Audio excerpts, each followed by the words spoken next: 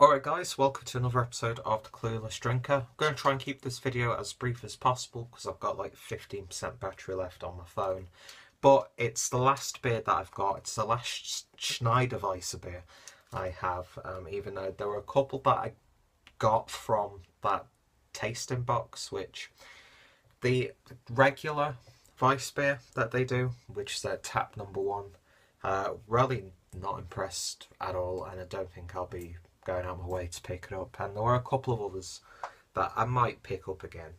But yeah, this is the last one from that box. Now, today's beer is of course from Schneider-Weisse, and this is their Tap 7, which is their Unser Aventinus, coming in at 5.4%. Now, this is a Hefeweizen, and yeah, recently I've been making the mistake of drinking like 2 or 3 a night of these from the box that I had, and yeah, I feel it the next morning. And I should know better because Weiss beers do that to me. They have like a horrible genetic makeup that just fucks my stomach up completely. So yeah, not going to be picking up these for a hell of a long time. But yeah, Tap 7 Unser Aventinus, which I'm guessing is like a throwback to what Weiss beers initially started off as. Maybe something like that. I'm not too sure. I don't know the history of the beer. But yeah, want to get this done. And yeah, hopefully it won't take too long. So, I'm going to use my Schneider-Weisse glass. And let's see how this pours. It's a nice golden colour so far. Yeah, way too much head. I'll say golden. It's, yeah, gold, slightly going on amber. Crystal clear with just under a small finger's worth of very slightly off-white head, dispersing pretty damn quickly. And yeah, it looks like a nice beer. So anyway, let's give it a sniff. Getting those malty smells. Slightly like damp straw. Ever so slight banana bread. Funny enough, I've just baked one, and yeah, I left it in the oven for a little bit too long, so it's a bit charcoal on the top, but it's still pretty damn tasty. I think I put too much like Christmas seasoning in there because it tastes more like a treacle cake, or what's it, like gingerbread, like the, you know, you get the loaves of, which I'm not going to complain about because I really enjoy those. But yeah, I'm getting like those vibes from it, so it smells almost like that. Yeah, yeasty as well. You definitely pick up those yeasts. So anyway, let's get this tasted. Cheers. Almost like very toffee up front. Get nice toffee notes there. Almost like a really dense cake mix where you've got the sweetness from like a syrup or a muscovado sugar as opposed to like a caster sugar or a regular sugar. It's definitely malty. You can definitely pick up those yeasty flavours as well. It's got like it's got a nous sinus, a nice sourness and bitterness. It's got like some savoury elements.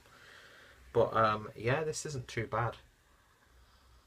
And I can feel it already. Like, really heavy on the stomach. It's only a 5.5% or 5.4% beer, but it is a heavy beer, and the style itself, a lot of people will agree, you know, you can't drink too many of them without feeling it in your gut. But yeah, it's pretty nice. It's nothing amazing. To me, it kind of tastes like a more wheaty and yeasty amber lager. That's what I'm getting from it.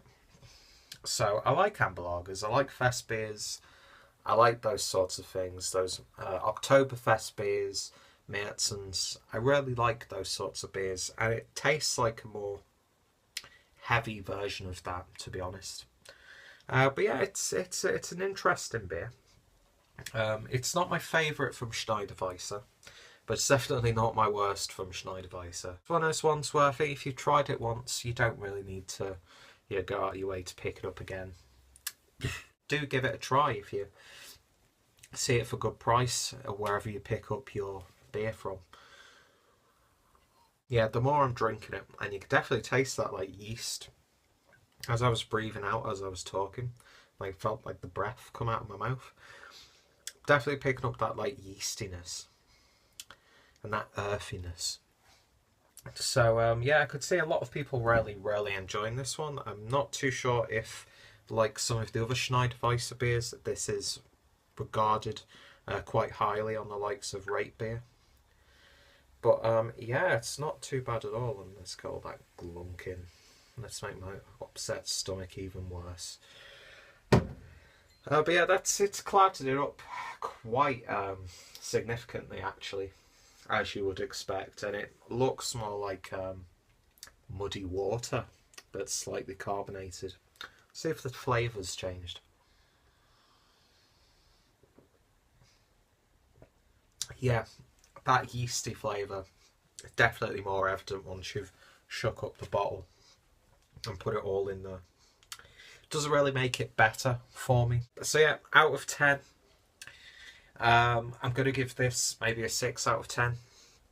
It's just not my sort of thing, even though it's got those like traces and hints of something like an amber lager, which I am really quite partial to. But it's nothing that's, you know, I don't feel like I have to go pick up this beer again anytime soon. But if it was offered to me, or if it was on a bar, you know, in a pub, then maybe I probably would get a pint of it. But yeah, 6 out of 10 from me. I know some people might consider that a quite low score, but I'm just not that big of a fan of the style. I've come to appreciate it slightly, but when there's other beer varieties available, they'll always be the ones I pick, just because of, you know, the effects that it has on me physically. Thank you very much for watching. If you've tried this beer, as always, let me know your thoughts and opinions. If you want to know more about Schneider-Weisse and the beers that they do, and of course this beer, links will be down below with any reviews that I find here on YouTube. And of course, for some more beer reviews, check out the Clueless Drinker playlist. So, thank you guys for watching, and I shall see you in the next beer review. Cheers.